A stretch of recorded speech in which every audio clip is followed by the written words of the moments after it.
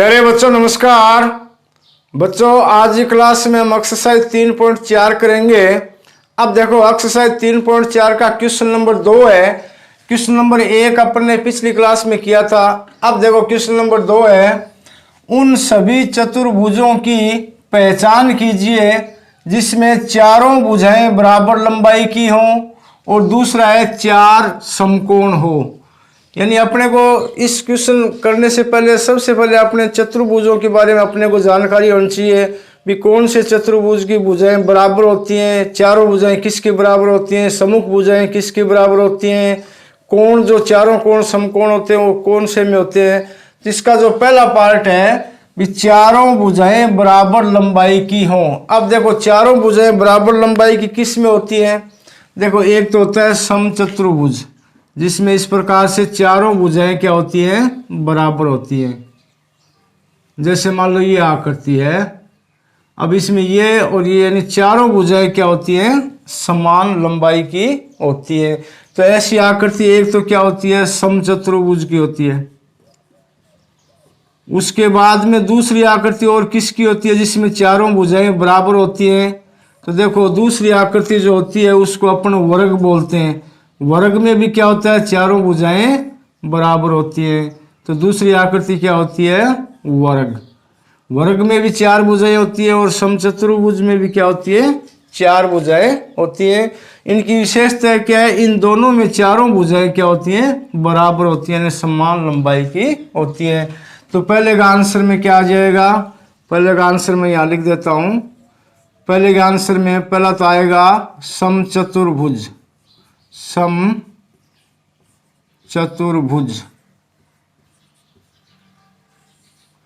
और दूसरा इसमें क्या आ जाएगा, वर्ग आ जाएगा। अब इन दोनों की विशेषता क्या है, इन दोनों की चारों भुजाएं समान लंबाई की होती है। यही अपने को क्वेश्चन में पूछा है। अब देखो इसका बी पार्ट क्या है, चार समकोण हो। अब देखो चार समकोण यानी चारों कोणों के बारे में पूछा है। तो देखो एक तो जो वर्ग होता है उसमें चार भुजाएं बराबर होती हैं और साथ साथ में क्या होता है, चारों जो कोण दिए होते हैं वो भी क्या होते हैं, 90 डिग्री के होते हैं। समकोण का मतलब 90 डिग्री यानी 90 डिग्री। तो एक आकृति क्या होगी, वर्ग होगी। अब देखो दूसरी आकृति इस प्रकार से होती है। इस आकृति को अपन क्या बोलते हैं, जिसमें इस प्रकार की आमने सामने की भुजाएं बराबर हो, उसको अपन क्या बोलते हैं, आयत। क्या बोलते हैं, आयत। अब आयत में आमने सामने की भुजाएं बराबर होती हैं और प्रत्येक कोण क्या होता है, समकोण होता है। यानी वर्ग और आयत इन दोनों के जो चारों कोण हैं वो क्या होते हैं, 90 डिग्री के होते हैं। तो अब इसमें यही पूछा है भी चार समकोण हो, तो चार समकोण में कौन कौन से आएंगे। इसका आंसर मैं यहाँ लिख देता हूँ। एक तो आएगा वर्ग, क्या आएगा, वर्ग, और उसके बाद में आएगा आयत। वर्ग और आयत दोनों में क्या है, चारों कोण समकोण होते हैं। तो ये हो गया आपका क्वेश्चन नंबर 2। अब देखो क्वेश्चन नंबर 3 में अपने को क्या पूछा है, बताइए कैसे एक वर्ग। अब इसमें वर्ग के बारे में अपने को पूछा है, यानी वर्ग की जो विशेषता है ना, वो कौन कौन से चतुर्भुजों में वर्ग की विशेषताएं होती है। तो देखो मैंने आपको पिछले वीडियो में बताया था, ये जो वर्ग है ना, इस वर्ग में एक तो समांतर चतुर्भुज, उसके बाद में समचतुर्भुज, उसके बाद में आयत, और उसके बाद में पतंग भी होता है। यानी वर्ग है, वर्ग के अंदर सभी प्रकार के चतुर्भुजों की विशेषताएं होती है। यानी सभी प्रकार के जो चतुर्भुज के गुण हैं वो सिर्फ और सिर्फ एक वर्ग में मिलते हैं। अब इसमें पहला पार्ट क्या है, बताइए कैसे एक वर्ग एक चतुर्भुज है। अब देखो चतुर्भुज कैसे है, चतुर्भुज होता क्या, जिसमें चार भुजाएं होती हैं, और वर्ग में भी कितनी होती हैं, चार भुजाएं होती हैं। अब यहाँ त्रिभुज होता है, त्रिभुज अलग होता है, क्यों, इसमें तीन भुजाएं होती हैं। तो चतुर्भुज क्या, वर्ग चतुर्भुज कैसे है, क्योंकि वर्ग में भी चार भुजाएं होती हैं। तो पहले का आंसर क्या है, बताइए कैसे एक वर्ग एक चतुर्भुज है। तो इसका आंसर लिखेंगे क्योंकि एक वर्ग में चार भुजाएं होती हैं। एक वर्ग में चार भुजाएं होती हैं। बस इसका आंसर ये लिख देंगे हम, एक वर्ग में चार भुजाएं होती हैं। ये पहले का आंसर हो गया। अब देखो इसका दूसरा, बताइए कैसे एक वर्ग एक समांतर चतुर्भुज है। अब देखो समांतर चतुर्भुज की विशेषता क्या होती है, जिसमें सम्मुख भुजाएं बराबर होती हैं या समांतर होती हैं। सम्मुख का मतलब आमने सामने की भुजाएं। जैसे मैं यहाँ आकृति बना देता हूँ आपके सामने इस प्रकार से, ये जो आकृति है क्या है, समांतर चतुर्भुज की। इसमें ये जो आमने सामने यानी सम्मुख भुजाएं ये क्या होती हैं, बराबर होती हैं और समांतर भी होती हैं। अब देखो वर्ग की क्या विशेषता है, भाई वर्ग ऐसी आकृति होती है जिसमें चारों भुजाएं क्या होती है, समांतर होती है यानी बराबर होती हैं। तो अब यह बात आप समझोगे, जिसमें चारों भुजाएं बराबर है समांतर, इसका मतलब उसमें आमने सामने भुजाएं तो बराबर ऑटोमेटिक हो जाएंगी, ठीक है ना। वही बात जैसे मैंने आपको पिछली क्लास में एक एग्जाम्पल दिया था, भी आपके पास 100 का नोट है यानी 100 रुपये, इसका मतलब उसमें 50 रुपये तो है ही, 20 रुपये 10 रुपये सभी है, क्योंकि उनको मिला के तो 100 रुपये बनते हैं। तो वही बात है, भी समांतर चतुर्भुज में सम्मुख भुजाएं बराबर होती हैं, वर्ग में चारों भुजाएं बराबर होती हैं। अब चारों भुजाओं का मतलब क्या होता है, भाई आमने सामने भुजाएं भी क्या हो गई, बराबर हो गई। तो इसमें क्या है, एक समांतर चतुर्भुज। बताइए कैसे एक वर्ग एक समांतर चतुर्भुज है। तो इसका आंसर क्या लिखेंगे, वर्ग में भी सम्मुख भुजाएं, वर्ग में भी सम्मुख भुजाएं समांतर होती हैं। ये इस प्रकार से अपन इसका आंसर लिख देंगे, क्योंकि वर्ग में भी सम्मुख भुजाएं समांतर होती हैं और जिसमें सम्मुख भुजाएं समांतर होंगी उसको अपन क्या बोलेंगे, समांतर चतुर्भुज। अब देखो इसका तीसरा है, बताइए कैसे एक वर्ग एक समचतुर्भुज है। अब देखो वर्ग और समचतुर्भुज में थोड़ा सा अंतर है, भी वर्ग में भी क्या है, चार भुजाएं होती है और समचतुर्भुज में भी क्या होती है, चार भुजाएं होती है। अब वर्ग की भी चारों भुजाएं बराबर होती है और समचतुर्भुज की भी चारों भुजाएं बराबर होती है। तो इन दोनों में अंतर क्या होता है, अंतर ये होता है कि वर्ग का जो प्रत्येक कोण है वो क्या होता है, 90 डिग्री का होता है और समचतुर्भुज में ये 90 डिग्री का होना कोई आवश्यक नहीं है। बस इन दोनों में यही अंतर है। तो बताइए कैसे एक वर्ग एक समचतुर्भुज होता है। तो इसका अपन क्या कारण लिखेंगे, वर्ग में चारों भुजाएं, वर्ग में चारों भुजाएं समान होती हैं, समान होती है। यही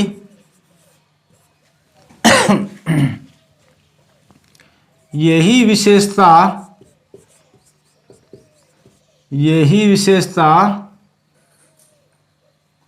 समचतुर्भुज में होती है। यही विशेषता समचतुर्भुज में होती है। इस प्रकार से अपन कारण लिख लेंगे। भी दोनों में समानता क्या है, दोनों में चार चार भुजाएं होती है, दोनों क्या होती है, समान होती है। अंतर क्या है इनमें, वर्ग में प्रत्येक कोण 90 का होता है, समचतुर्भुज में ये नहीं होता। बस यही इन दोनों में अंतर है। अब देखो बताइए कैसे एक वर्ग आयत है। अब देखो वर्ग और आयत में पहली बात तो भुजाओं का डिफरेंस होता है, ठीक है। अब वर्ग में चारों भुजाएं क्या होती हैं, बराबर होती हैं। आयत में क्या होती है, आमने सामने की भुजाएं बराबर होती हैं।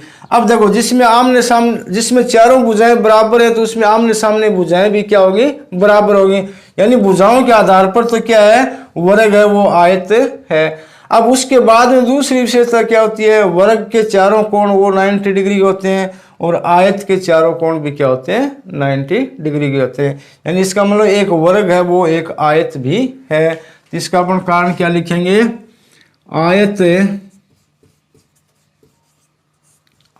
के चारों कोण वर्ग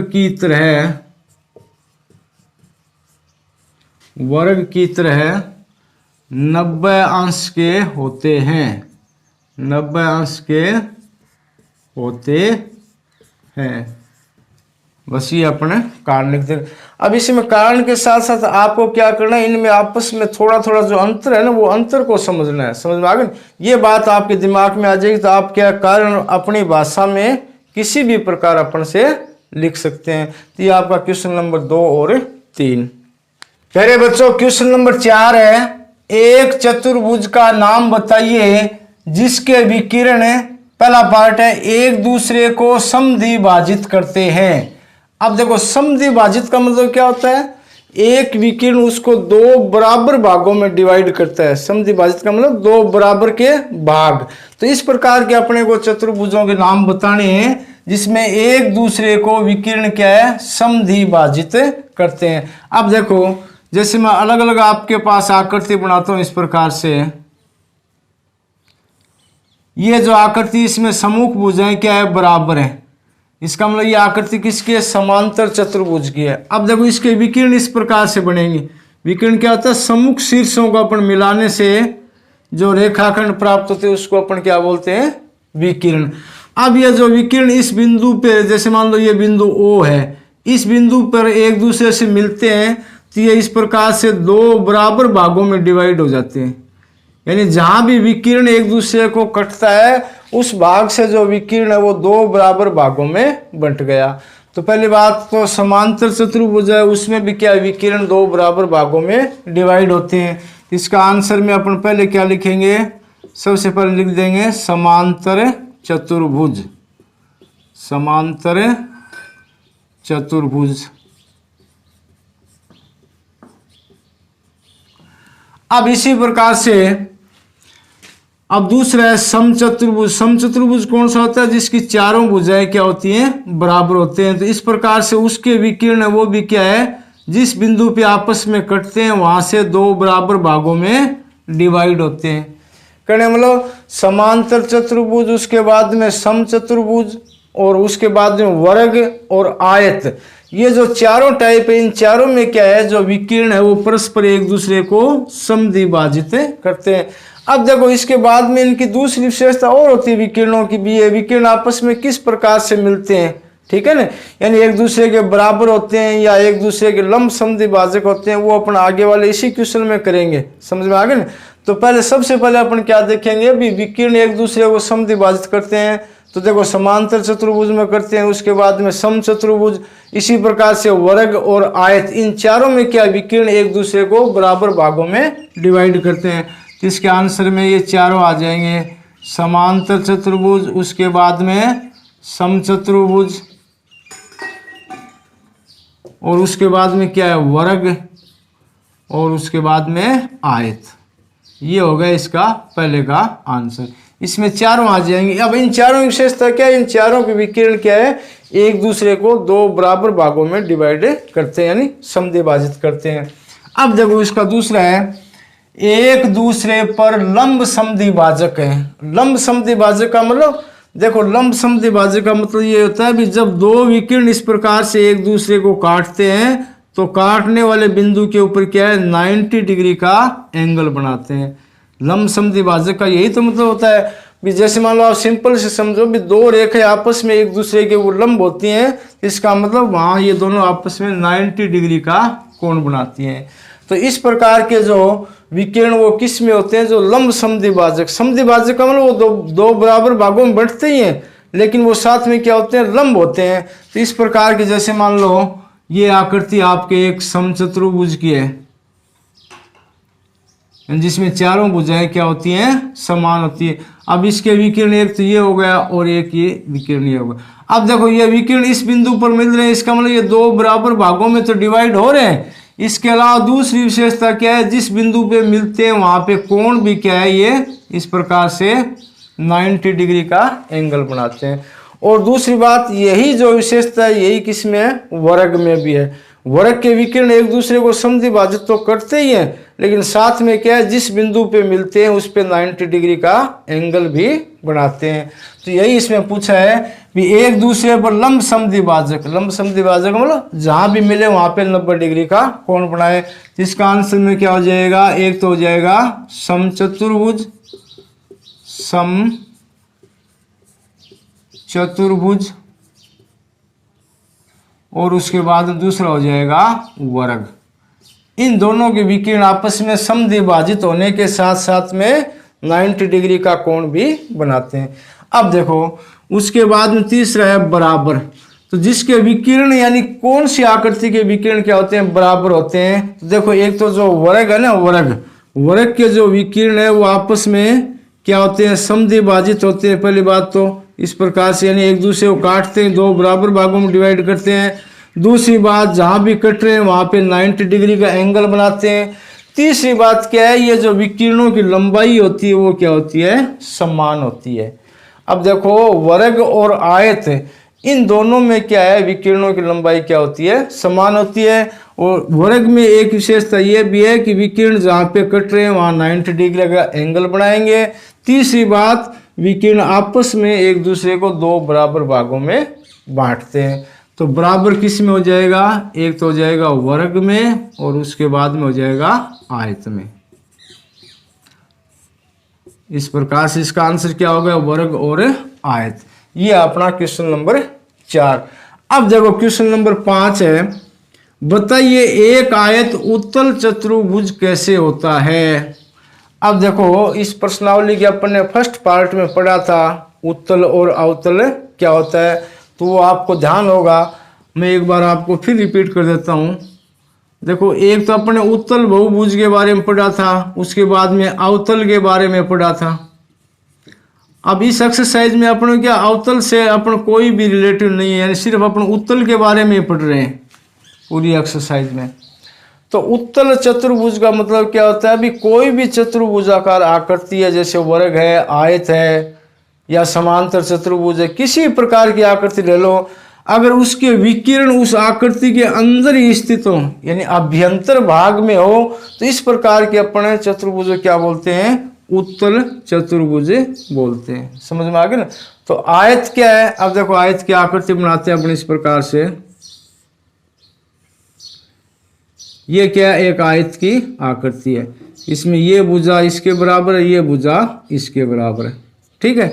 अब आयत के विकिरण क्या होते हैं, इस प्रकार से होते हैं, सम्मुख शीर्षों को मिलाने से जो आकृति बनती है या जो रेखाखंड प्राप्त हो उसको अपन क्या बोलते हैं, विकिरण। अब देखो आयत के विकिरण, ये जो आयताकार आकृति इस आकृति के अंदर ही तो है। समझ में आ गया ना, यानी जो भी आयताकार आकृति प्राप्त हुई है उस आकृति के, इस आयताकार आयत के जो विकिरण है उस आकृति के अंदर वाले ही भाग में तो है, कहीं भी आकृति के बाहरी भाग में आपको विकिरण नहीं दिखाई दे रहे। समझ में आ गया ना। तो इस प्रकार के जो चतुर्भुज होते हैं उसको अपन क्या बोलते हैं, उत्तल चतुर्भुज। तो आयत एक उत्तल चतुर्भुज कैसे है, क्योंकि आयत के विकिरण है वो इसके अंदर ही स्थित होते हैं। तो इसका अपना आंसर क्या लिखेंगे, क्योंकि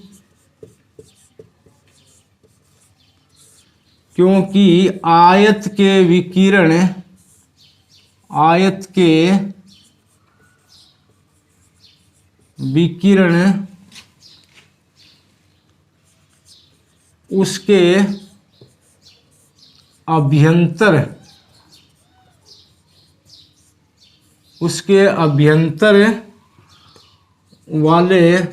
उसके अभ्यंतर वाले भाग में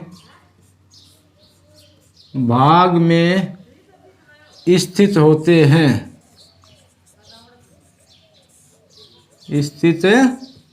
होते हैं, कहने मतलब आपको इस बात को समझना है। समझने के बाद में ये जो इसका आंसर है वो अपन अपनी भाषा में लिख सकते हैं। भाई सीधी सी बात है, आयत के विकिरण है ना वो आयत के अंदर स्थित है, यानी विकिरण का कोई भी भाग है ना आयत वाले भाग के बाहर में नहीं है, कहने मतलब समझ में आ गया।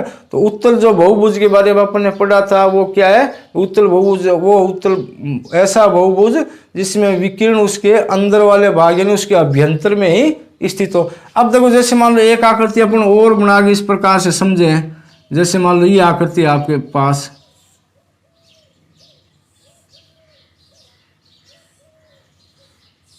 अब ये आकृति है।